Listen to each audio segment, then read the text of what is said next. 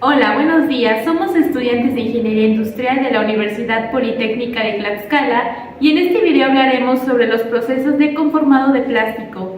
Mi nombre es Nancy Pérez.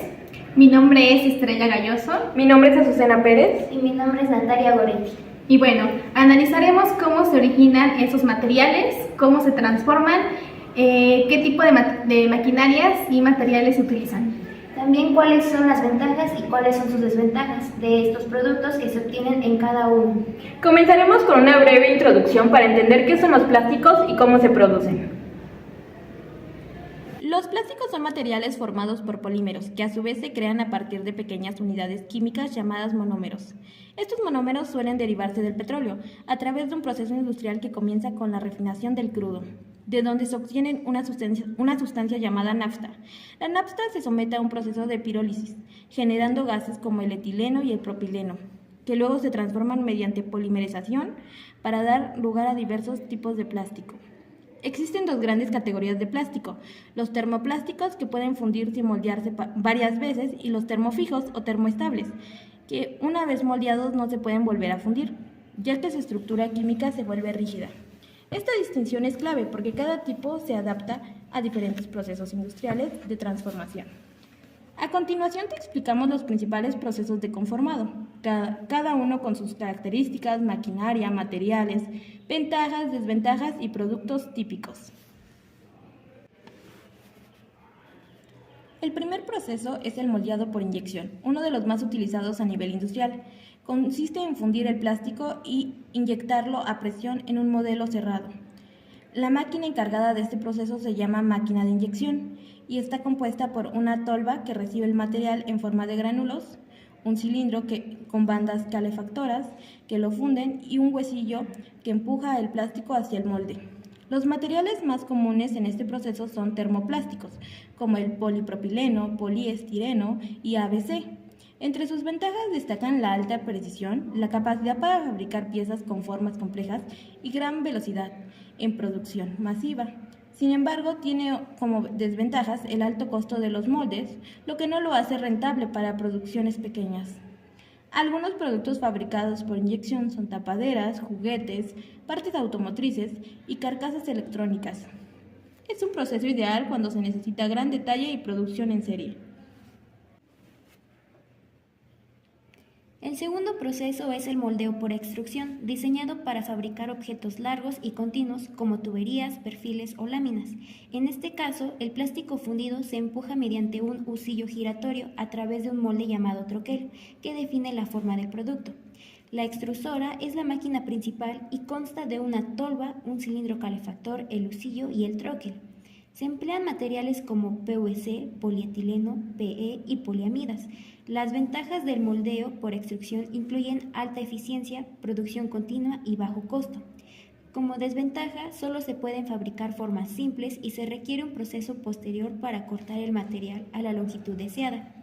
Es ideal para fabricar mangueras, perfiles para ventanas, aislantes eléctricos y láminas para empaques. A diferencia del moldeo por inyección, aquí se prioriza la longitud sobre la complejidad de la forma. Otro método importante es el moldeo por compresión, que se utiliza principalmente con materiales termoestables. En este proceso, el plástico en forma de polvo o resina se coloca dentro de un molde caliente y se comprime con una prensa hidráulica hasta que toma forma. La presión y el calor provocan una reacción química que endurece el material. Los materiales más utilizados son la baquelita, resinas fenólicas, resinas epóxicas, entre otros. Las principales ventajas son el bajo costo de moldes, la simplicidad del proceso y la capacidad de fabricar piezas resistentes al calor y la electricidad. Como desventaja, tiene una precisión inferior a otros métodos y ciclos de producción más largos. Este proceso se emplea para fabricar componentes eléctricos, cubiertas de motores y partes estructurales. Es útil cuando se necesitan piezas grandes, fuertes y con bajo costo de fabricación. El siguiente proceso es el moldeo por soplado, ideal para fabricar objetos huecos como botellas y envases. Primero se crea un tubo plástico caliente llamado parizón, que se coloca en un molde cerrado. Luego se introduce aire comprimido que expande el plástico hasta que se adapta a las paredes internas del molde. Las máquinas utilizadas son máquinas de soplado que combinan extrusora y unidad de soplado. Los materiales más comunes son PET, polietileno de alta densidad, PEAD y polipropileno, PP. Entre sus ventajas se encuentran el bajo costo, la rapidez de producción y el aprovechamiento eficiente del material.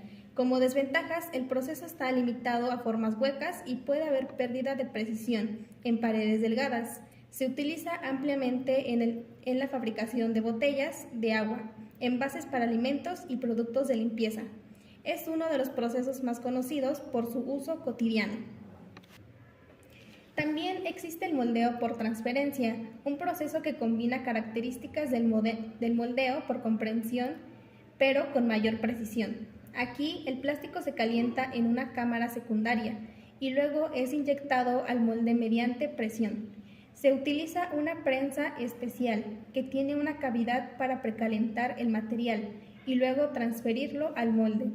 Se emplean principalmente resinas termoestables como las epóxicas y silicona.